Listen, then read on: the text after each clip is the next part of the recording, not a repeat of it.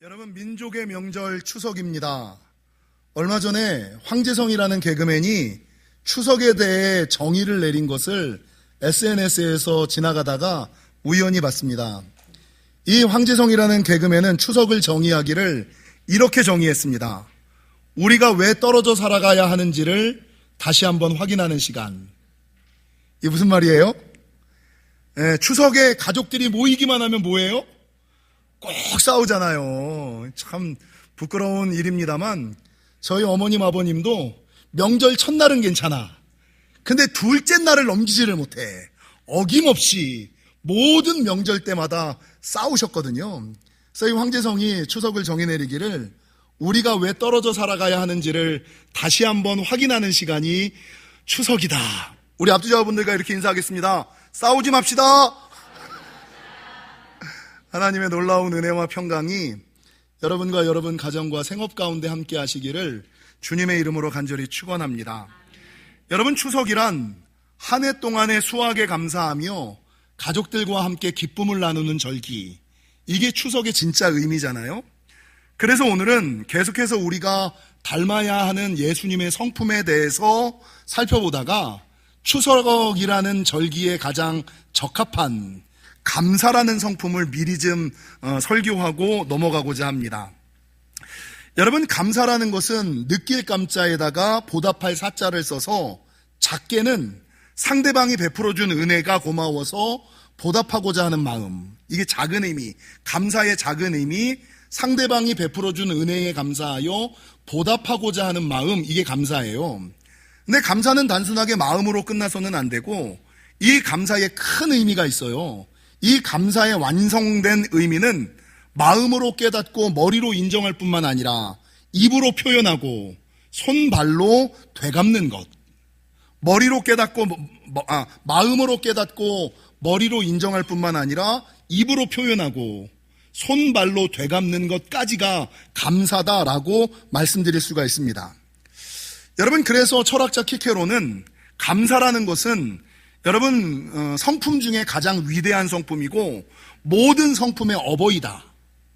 예수님이 가졌던 성품 중에 가장 위대한 성품, 모든 성품의 어버이를 감사라고 이야기를 했고, 신앙의 척도이자 완성, 철든 사람, 성숙한 사람만이 할 수 있는 것이 감사다라고 말을 했습니다.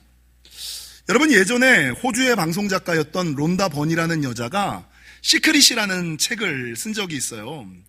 이 시크릿이라는 책의 내용은 여러분, 왜 전 세계 1%의 사람들이 전 세계 96%의 부를 소유하고 있을까? 참 재밌잖아요. 전 세계 1%의 사람들이 전 세계 96%의 부를 소유하고 있대요. 도대체 왜 어떻게 하면 이 사람들이 전 세계의 부를 다 소유할 수 있을까를 연구하고 그 연구 결과 성공한 사람들의 공통적인 비밀, 시크릿을 하나 발견했다는 거죠. 여러분, 성공한 사람들의 비밀은 무엇이냐? 그들은 성공하고자 하는 간절한 소망을 가지고 있었던 사람들, 그들은 성공하고자 하는 간절한 소원을 가지고 있었던 사람들, 그리고 그 소원을 이루기 위해 두 가지 공통되는 생활 습관을 가지고 있었는데, 첫 번째가 무슨 습관일까요? 마이크가 좀 울려요. 첫 번째는 감사하는 생활 습관, 두 번째는 생각하는 생활 습관. 근데 재밌는 것은 여러분, 제가 감사라는 것에 대한 설교를 많이 할 때 땡스의 어원이 어디에서 왔다고요? think에서 왔다. 그러니까 감사와 생각은 항상 함께 가는 것. 생각해야지만 감사할 수 있고 감사할 때 성공으로 이어진다. 이거를 이 린다 번이라는 여자가 시크릿에 대해서 이야기를 했고, 이거를 뭐라 그러냐면 끌어당김의 법칙. 끌어당김의 법칙. 간절히 성공하고자 하는 마음을 가지고 감사하고 생각하면 이 감사와 생각이 우리를 성공으로 끌어당긴다. 이렇게 얘기를 하고 있다는 거죠. 여러분, 제가 박사원을 다닐 때 저를 가르쳤던 윤종모 교수라는 분이 어느 잡지에다가 이 상담학 박사인데 상담학을 하면서 이런 얘기를 한 적이 있어요. 인간의 뇌는 신기하게도 실제와 상상을 구별하지 못한대요. 우리의 뇌는 신기하게도 실제와 상상을 구별하지 못하고 현실과 언어를 구분하는 능력이 없대요. 그래서 여러분, 우리가 너무나 많이 듣는 것처럼 그냥 우리 입으로 아우 짜증나, 아우 죽겠어, 이 얘기를 계속 반복하여 하면 실제적으로 짜증나는 일, 실제적으로 죽을 만한 일들이 생긴다는 거죠. 여러분, 반대로 우리가 입술로 아우 고마워, 나는 행복해를 반복하면 여러분, 실제적으로 고마운 일들과 실제적으로 행복한 일들이 따라온다라는 것이죠. 말이, 생각이, 감사가 끌어당김의 법칙, 우리를 그런 것으로 끌어당긴다라고 얘기를 하는 거예요. 여러분, 그러므로 한 사람이 행복한 인생을 살 것인가, 불행한 인생을 살 것인가는 이 윤종모 교수가 뭐라고 얘기하냐면 그 사람 안에 있는 DNA에 따라 달라진다.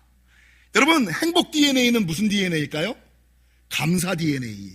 그러니까 늘 별거 아닌데도 아유 감사해. 그러면 이 감사 DNA가 행복을 끌어오는 거예요. 근데 우리 안에 별거 아닌데도 괜히 불평하고 투정하고 짜증내는 사람 있잖아요. 불평 DNA를 가지고 있는 사람들, 맨날 불평하고 투덜거리고 짜증내고 이러는 사람들은 뭐를 끌어당겨요? 불행을 끌어당긴다. 그래서 내 안에 감사 DNA를 가지고 있느냐 아니면 불평 DNA를 가지고 있느냐에 따라서 그가 행복한 인생을 살아가느냐 불행한 인생을 살아가느냐가 달라진다라고 말하는 거죠.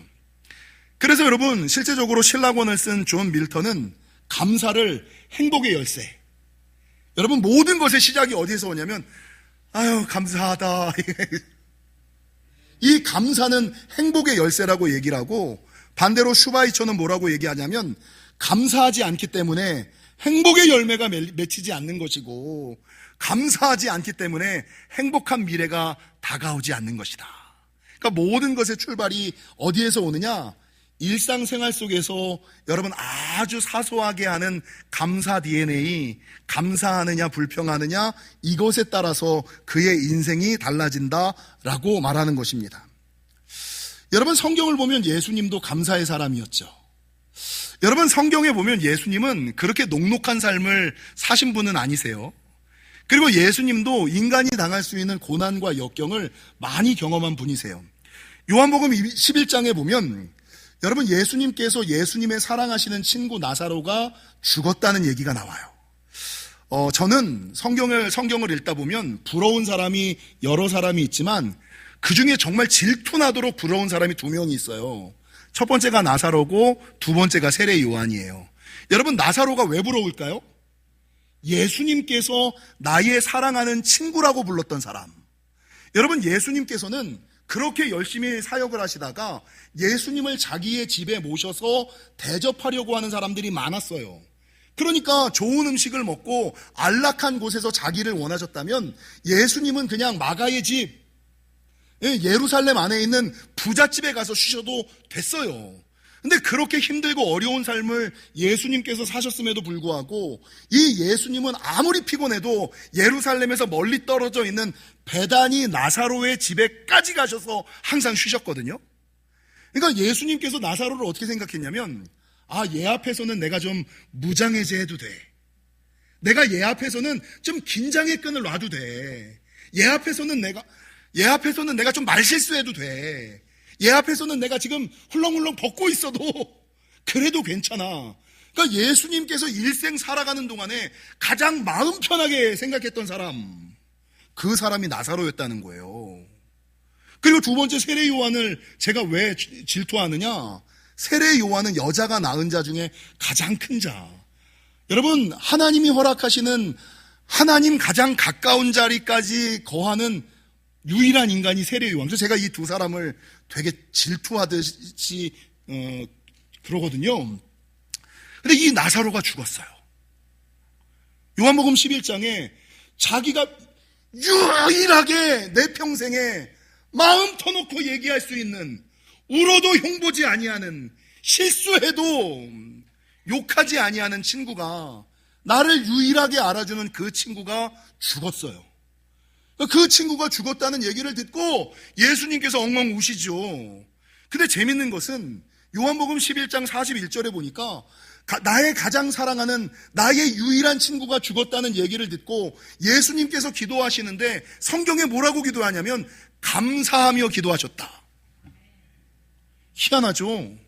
유일한 내 편이 죽었는데, 유일한 내 사람이 죽었는데 하나님께 기도할 때 감사하며 기도하셨다라고 성경은 써놓고 있어요. 여러분, 마가복음 6장과 마가복음 8장에 가면 예수님께서 말씀을 전하다가 모인 수많은 사람들을 먹이지 못하는, 내 설교를 들으러 온 성도들을 굶겨야지 되는 상황 가운데 예수님이 처해요. 근데 아무리 뒤져봐도 예수님이 가지고 있는 것은 오병이어와 칠병이어밖에 없거든요. 요거는 먹어봤자 내 내가 먹어봤자 내 입밖에 못 막지는, 그러니까 내 사랑하는 사람들이 굶주려야지 되는 상황 가운데 내가 가진 것은 오병이어와 칠병이어밖에 없어. 이런 경험 해보셨어요?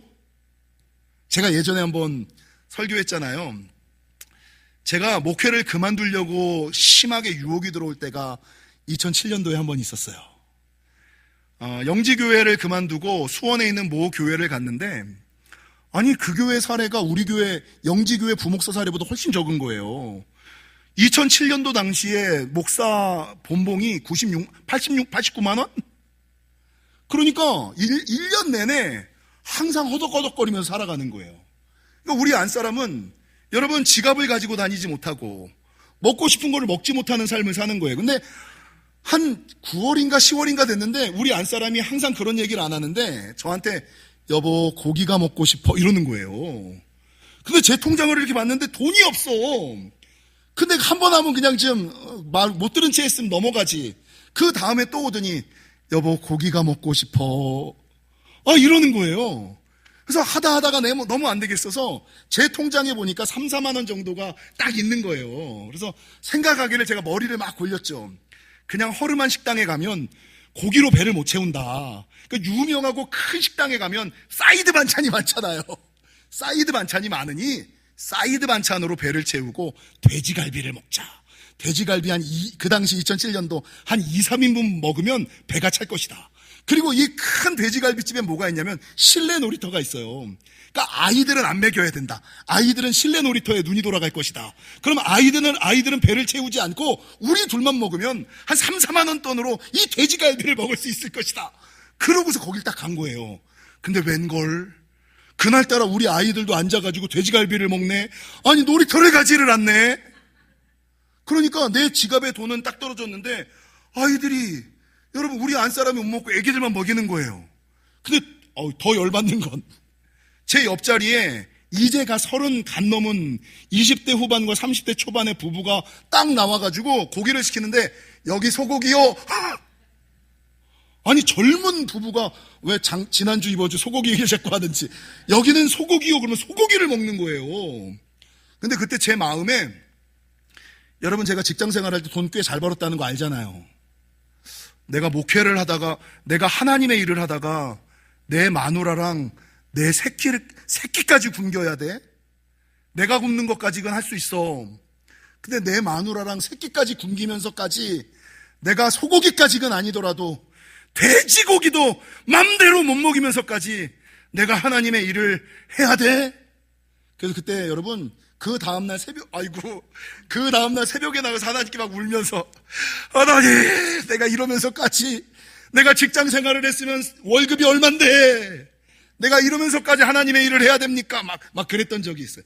여러분 사랑하는 사람을 굶기는 아픔을 경험해 보셨어요? 예수님이 그러셨어요. 예수님의 말씀을 들으러 온 수만 명의 사람들이 있는데 여러분 이 사람은 예수님의 말씀을 듣다가 다 굶주린 거야. 근데 먹일 게 아무것도 없어. 내가 가진 것이랑은 단순하게 5병이어와 7병이어 여러분 몇 개의 떡 몇 개의 물고기밖에 없어요. 여러분 이 사랑하는 사람을 굶주리고 먹이지 못하라는 이 가슴 아픔 가운데 예수님이 기도하시죠. 5병이어의 떡을 가지고. 근데 성경에 보면 이 기도할 때 여러분 하나님을 향하여 후회하고 한탄하고 욕설을 뱉은 것이 아니라 성경에 보면 감사하여 기도하셨다. 그 상황 속에서도 감사하며 기도하셨다라고 성경이 기록하고 있어요.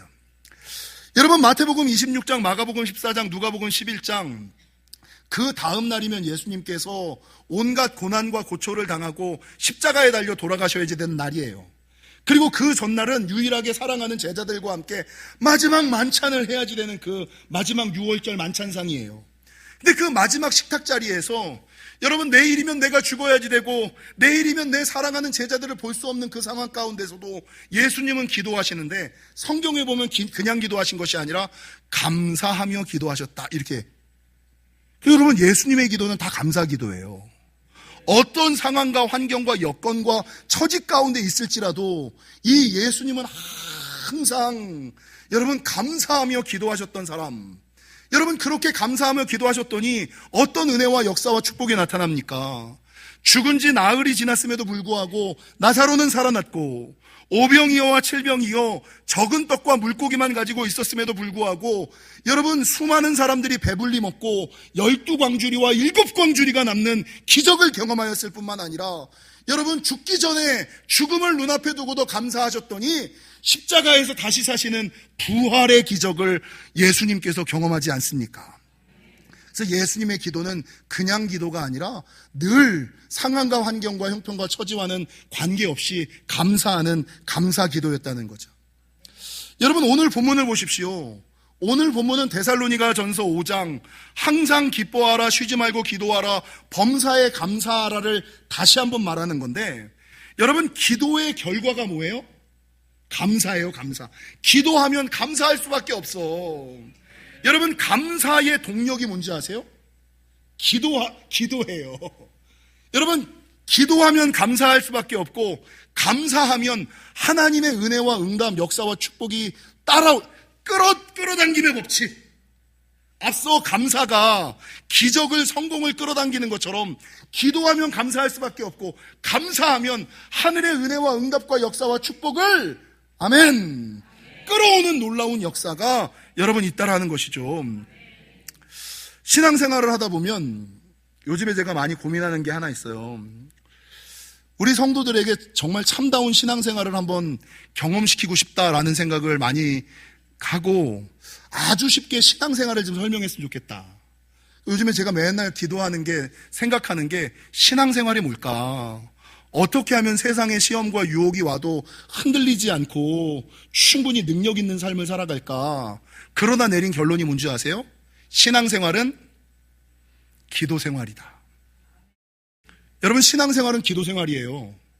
아무리 오래 믿었고 아무리 오래 다녔어도 그 사람이 일생에 한번 기도의 산을 넘은 적이 없다면, 그 사람이 일생에 한번 기도의 산에 오른 적이 없으면 사실은 능력 있는, 은혜 있는, 응답 있는, 역사 있는, 축복 있는 삶을 살아가기는 여러분 어려워요. 신앙생활은 기도생활이고, 여러분 일생에 한 번이라도 기도의 산을 넘으셔야 되고 기도의 산에 오르셔야지 돼요. 여러분, 문제는 교회를 다니는 사람들 중에 한 70-80%의 사람들은 기도를 알지만 기도는 안 해. 분명하죠? 기도를 알지만 기도는 안 해. 목사님, 저 운전하면서 하는데요. 목사님, 저는 설거지하면서 하는데요. 구별하며 하는 기도를 얘기하는 거예요. 여러분, 그건 기도 아닙니다. 그건 기도 아닙니다. 그러니까, 네, 신앙생활의 70-80%는 기도의 산을 넘어본 적이, 기도의 산을 올라본 적이 없어요. 근데 더 문제는 기도하는 사람들 가운데, 20-30%의 기도하는 사람들 가운데, 여러분, 기도를 하기는 하는데, 하나님 마음에 드는 기도, 응답과 역사와 축복을 가져오는 기도를 하는 사람은 별로 없다는 거예요. 그러니까 교회를 다니는 100%의 사람들 가운데 기도하여 응답받고 역사를 경험하고 체험하며 살아가는 사람은 실제적으로 10% 미만 정도? 여러분, 성경에 나오는 기도의 사람 가운데 시편 기자는 기도의 사람이었어요. 근데 시편을 보면 한 가지 패턴이 나와요. 이 시편에 나오는 기도 패턴은 사람이 어떻게 기도하는지 기도의 순서와 기도의 단계를 얘기하거든요. 많은 사람들이 기도할 때 기도의 7단계를 거치는데, 맨 처음에 왜 기도해요? 문제가 있으니까 기도하잖아요. 하나님 앞에 나와서 무슨 기도를 하냐면 한탄 기도를 해요. 하나님, 내가 왜 건강에 문제가 생겼습니까? 하나님, 내가 왜 물질에 문제가 생겼습니까? 한탄하는 기도를 해요.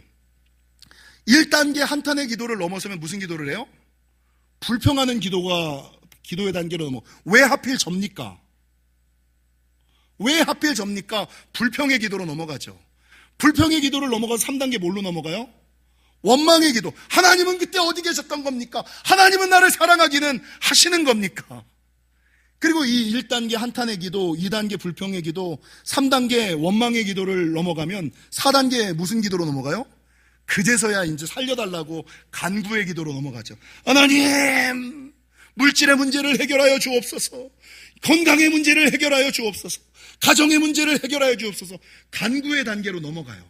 근데 거의 기도하는 사람들이 요 4단계에서 멈춰요. 여러분, 시편 기자들을 보면 자기 문제 때문에 한탄하고 불평하고 원망하고 간구하다가 그 다음 5단계가 있어요. 요 5단계가 뭐예요? 믿음과 신뢰의 단계예요. 기도하다 보니까 하나님의 약속이, 하나님의 말씀이 믿어지는 거야. 하나님의 살아계심이 믿어지는 거야. 괜찮을 것 같은 거야. 이 믿음과 신뢰의 단계가 5단계예요.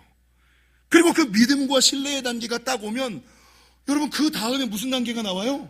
6단계, 감사의 단계가 있어요. 문제가 해결되지도 않았는데 시편 기자들은 한탄하고 불평하고 원망하고 간구하다가 마음에 확신이 생기니까 여러분, 하나님을 신뢰하게 되고 하나님을 신뢰하니까 감사하게 되고, 감사하다 보니까 기도의 마지막 7단계 찬양하는 단계로 올라가는 거죠. 근데 거의 대부분의 사람들은 기도의 4단계 이상을 넘어서질 못해요. 한탄, 불평, 원망, 간구만 했지. 말씀 가운데 들려오는 하나님의 음성에 대한 확실한 믿음, 찬양 가운데 만져주시는 하나님의 손길, 나를 향하여 역사하시겠다는 하나님의 계획, 이거에 대한 믿음과 신뢰가 안 생기는 거야. 믿음과 신뢰가 생겨도 하나님께 감사와 찬양으로 여러분 영광을 돌리지 못하는 사람들이 20, 30%의 사람들 가운데 한 1, 20%의 사람들은 딱 그 정도의 삶만을 그 정도 기도의 단계를 가지고 살아가는 사람들이 많다는 거죠. 여러분, 누가복음 17장에 보면 예수님으로부터 고침받은 10명의 문둥병자 이야기가 나오잖아요. 이 10명의 문둥병자는 기도하여 예수님께 고침을 받았어요. 근데 그 중에 돌아와서 예수님께 여러분 감사로 갚은 사람은 몇 명이에요? 한 명, 사마리아 사람밖에 하나 없어요. 우리의 삶, 우리의 기도도 동일해요. 여러분, 모든 사람들이 하나님께 은혜를 입었거든요. 근데 그 은혜를 은혜라고 인정하고 하나님께 되갚는 사람은 열에 하나? 그런 사람들밖에 없다라는 것이죠. 여러분, 말씀을 준비하다가 예전에도 제가 한번 드렸던 우찌무라 간조의 이야기에 제 생각을 좀 덮어서 좋은 말을 하나 생각해냈어요. 여러분, 하나님께서 성도에게 주시는 최고의 저주가 뭘까요? 건강을 치실까요? 물질을 치실까요? 자녀를 치실까요? 하나님께서 하시는 최고의 저주가 뭘까요? 우찌무라 간조 뭐라 그랬어요? 들리지 않는 귀, 믿어지지 않는 마음. 말씀이 안 들리는 거예요. 들리지 않는 귀, 말씀이 들려도 그 말씀이 믿어지지 않는 마음. 근데 거기에 정도환 목사가 한 가지를 더 덧붙여 볼까요? 감사로 연결되지 않는 삶, 감사로 나타나지 않는 삶. 그러니까 여러분, 예수 20, 30년 믿어도 맨날 그냥 불평하고 짜증내고 투덜거리고, 이게 교회를 몇 년을 다녔는데 아직까지 불평하고 짜증내고 부정적이고 삐딱하냐고요. 이 정도 다녔으면, 할렐루야, 이 정도 믿었으면 이제는 의심하지 않고 믿음과 신뢰 가운데 감사하고 찬양하며 나아가는 삶 정도는 살아야 되지. 언제까지 불평하고 불만하고 짜증내고 투덜거리며 살아가는 여러분, 저 차원의 신앙생활을 하시며 살아가야 되겠습니까? 여러분, 제 얘기를 하나 할까요? 지난 9월에 제가 이제 한신대 신학대학원에 가서 채플 설교를 하고 왔잖아요. 근데 그 채플 설교를 올라갔더니 우리 전석철 장로님이 저를 맞아주세요. 오산에 있는 한신대를 다니시던 우리 전석철 장로님께서 수유리에 있는 한신대 행정처장으로 발령을 받으셨어요. 그리고 그 신대원에 새롭게 신학대학 원장이 새로 부임을 했어요. 그러니까 그 신학대학 원장을 제가 기존엔 알았지만 처음 신학대학 원장으로 마주하는 거예요. 셋이 앉아서 커피를 먹으면서 이런저런 얘기를 했어요. 근데 이런저런 얘기를 하다가 제가 신대원을 섬기는 이야기를 어쩌다가 하게 된 거예요. 여러분, 제가 사실은 2007년부터 지금까지 제가 부목사로 있으면서 지금까지 1년에 한 번 이상 신대원에 식사 대접을 해요. 우리 영지교회가 받아서 함께 하잖아요. 1년에 한 번 신학대학원에 있는 전도사님들, 교수님들, 직원들을 위하여 식사 대접을 하고, 이제 교회가 조금 부유해져 가지고 몇 년 전부터는 학생 한 명에게 장학금을 주고, 동아리 하나에다 장학금을 주고, 교수와 직원들 식사하시라고 식사비를 주는 그 정도 교회가 됐어요. 근데 이게 몇 년째 됐냐면 생각해 보니까 19년이 된 거예요. 2007년도 제가 부목사로 있을 때부터 이 일을 한 거예요. 그래서 이 신대 원장님이 아니 목사님 벌써 19년이 됐어요? 근데 왜 하시게 된 거예요? 이렇게 물어본 거예요. 여러분, 제가 이걸 왜 하게 됐냐면 또 왜 그렇지? 제가 좀 젊고 배고프던 시절 사실은 이게 다 못 먹어서 분 거예요, 여러분. 젊고 배고프던 시절에 신대원을 다녔는데 그때 전주에 있는 예수재활교회 예수재활병원에 성기순 목사님이라는 여자 목사님이 1년에 한 번 여신도들을 이끌고 와서 여러분 신대원에 다니는 전도사님들을 위하여 밥을 맛있게 차려줘요. 고기도 한 종류가 아니라 두 종류. 돼지 제육볶음을 줬는데 소불고기도 주시는 거야. 여러분, 음식을 차려준 것도 감사한데 음식을 차린 데에다가 떡을 주시고 떡에다가 과일까지 최고거든요. 근데 그 당시에는 왜 그랬는지 모르겠습니다만 제가 아직까지 좀 배고프고 가난할 때, 여러분 지금은 아까 제가 일부 때 물어봤더니 지금은 신대원에 그런 것이 없다 그러는데 제가 신대원 다닐 때는 이제 식권을 끊어서 먹어요. 식권이 10장이거든요. 식권 10장을 끊으면 식당 앞에 요만한 함이 하나 있어요. 그 함의 이름을 내가 잊어버렸는데 이 함의 10장 중에서 한 장을 뜯어서 그 안에 넣어놔요. 그러면 그 당시에 배고픈 또 다른 전도사님이 그 식권을 가지고 식사를 해야지 되는 시절이었어요.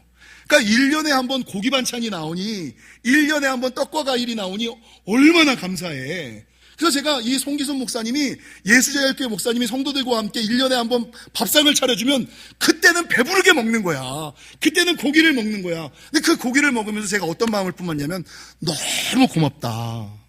만약에 내가 기회가 닿고 여력이 될 때 나도 이 목사님처럼 신대원을 분명히 섬겨야지. 이 결심을 한 거예요. 그리고 났는데 아직 여력이 되지도 않는 2007년도 청년 담당 목사 할 때, 교육 담당 목사 할 때 신대원에 올라갔다가 배고파하는 전도사 애들을 보고 제 주머니에 있는 돈 풀어다가 치킨 먹이고 피자 먹이고 이러던 것이 벌써 19년이 돼서 계산해 보니까 최소 2,000명에서 많게는 3,500명 정도가 송기순 목사님과 제가 대접하는 밥을 최소 1년에 한 번, 많게는 3년까지가 3번 정도는 다 얻어먹었더라고요.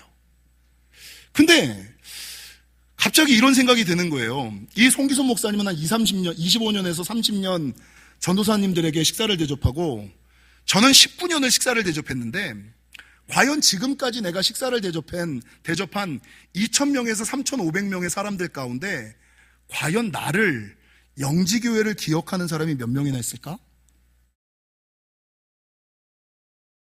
제가 19년을 식사를 섬겼는데 저한테 와서 물론 그 자리에서는 맛있다고 감사하다고 인사하는 사람이 많아요. 근데 그 뒷날 와서 목사님 제가 신대원 다닐 때 목사님과 교회에서 섬겨주신 그 식사 정말 맛있게 먹었습니다. 감사합니다. 이 얘기를 한 번도 못 들어봤거든.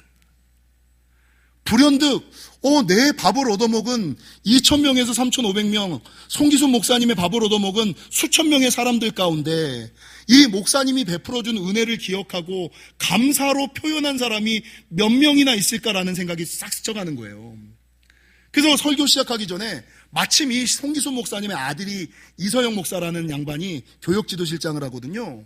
그래서 불현듯 나도 갚기는 했지만 한 번도 이 송기순 목사님한테 실제적으로 감사하다라는 표현을 해본 적이 없는 것 같아서 그 아들 목사가 왔을 때 이렇게 했어요. 목사님, 교수님, 제가 송기순 목사님 때문에, 송기순 목사님은 나를 모르고 나도 송기순 목사님을 개인적으로 만난 적은 한 번도 없지만 그때 받았던 은혜를 기억하고 지금까지 19년 동안 신대원을 섬긴 거고 섬겼습니다. 이 모든 게 송기순 목사님과 예수재활교회 때문입니다.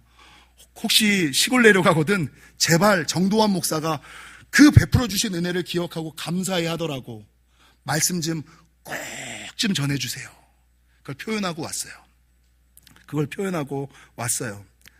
사랑하는 성도 여러분, 은혜를 우리 다 은혜 받잖아요. 이 자리에 나온 사람 중에 하나님의 은혜를 하나도 경험하지 못한 사람이 있어요? 여러분, 이 자리에 앉아있는 사람은 여러분 가장 큰 구원의 은혜를 다 받은 사람이에요. 우린 죽어도 지옥 안 가. 그 큰 은혜를, 아니 구원의 은혜만 받았습니까? 순간순간 베풀어 주신 하나님의 놀라운 은혜를 그렇게 수없이 경험했음에도 불구하고 받은 은혜를 은혜라고 기억하고 하나님께는 못 돌리더라도 교회에 맡겨준 세상에 되돌리는 사람이 과연 몇 명이나 있을까? 여러분, 은혜를 은혜로 알고 되갚는 신앙을 무슨 신앙이라 그래요? 감사신앙이라 그래요. 근데 은혜가 은혜인 줄도 모르는 신앙, 은혜를 오히려 원수로 갚는 신앙을 뭐라 그래요? 배은 신앙까지는 아니어도 망덕신앙, 배은 망덕한 신앙이다, 이렇게 얘기를 하는 거예요. 사랑하는 성도 여러분, 감사는 은혜를 은혜로 알고 받은 은혜를 되돌리며 갚으며 표현하며 살아가는 것이 감사입니다. 사회학자 스탠리 박사는 현대인의 가장 크고 무서운 질병은 암이 아니라 감사불감증이다. 근데 이게 하나님을 향하여도 교회를 향하여도 감사불감증이 있어요. 여러분, 감사를 설교할 때 가장 많이 하는 예화 가운데 하나가 전광 목사님의 평생감사라는 책의 내용이에요. 근데 이 전광 목사님의 평생감사라는 책에서 이 전광 목사님이 왜 성도가 감사해야지 되는 이유를 쭉 써놨거든요. 너무나 뻔한 거니까 쭉 읽어드릴게요. 지금 당신의 집에 전기가 들어온다면 당신은 세상에 전기 혜택이 없는 20억의 사람들보다 잘 살고 있는 것이고, 당신의 집에 식수시설이 되어 있다면 그렇지 못하게 살고 물 없이 살고 있는 10억 명의 사람들보다 잘 살고 있는 사람이고, 당신이 만일 하루 1,000원 이상으로 생활하고 있다면 1,000원 미만으로 살고 있는 12억 명의 사람들보다 나은 삶을 살아가고 있는 것이고, 당신이 만일 하루 한 끼라도 음식을 먹을 수 있다면 영양실조로 고통받는 8억 명의 사람들보다 잘 살고 있는 것이고, 당신이 만일 오늘 아침에 눈 뜨고 건강하게 일어났다면 당신은 이번 주를 넘기지 못하는 100만 명의 환자보다 감사한 인생을 살고 있는 것이고, 일생을 살면서 한 번도 전쟁의 위험이나 수용소의 외로움, 고문의 고통, 굶주림의 쓰라림을 경험하지 못했다면 당신은 5억 명의 사람들보다 감사할 이유가 많은 것이고, 만일 당신의 냉장고에 음식이 있고 당신의 몸에 걸칠 옷이 있다면, 잠을 잘 수 있는 집이 있다면 당신은 이 세상 75%보다 더 감사할 이유가 이 세상 25%에 드는 삶을 살아가는 것이고, 당신의 은행에 그리고 당신의 지갑에 약간의 돈이 있고 어딘가 작은 접시에 동전을 모아 놓았다면 당신은 이 세상 8% 안에 드는 삶을 살아가고 있는 사람이다. 여러분, 감사해야 돼요? 감사하지 말아야 돼요? 여러분, 우리는 8% 안에 드는 삶을 살아가고 있는 사람들이에요. 감사하지 못하는 이유는 생각하지 않기 때문이고 표현하지 않기 때문이고 되돌리지 않기 때문임을 기억하시고, 바라는 것은 간구하는 사람은 많으나 감사하는 사람은 적은 이때에 한탄, 불평, 원망, 간구를 넘어 믿음과 신뢰, 감사와 찬양의 삶을 살아가심으로 말미암아 은혜와 응답, 역사와 축복을 경험하시는 저와 여러분이 되시기를 주님의 이름으로 간절히 축원합니다.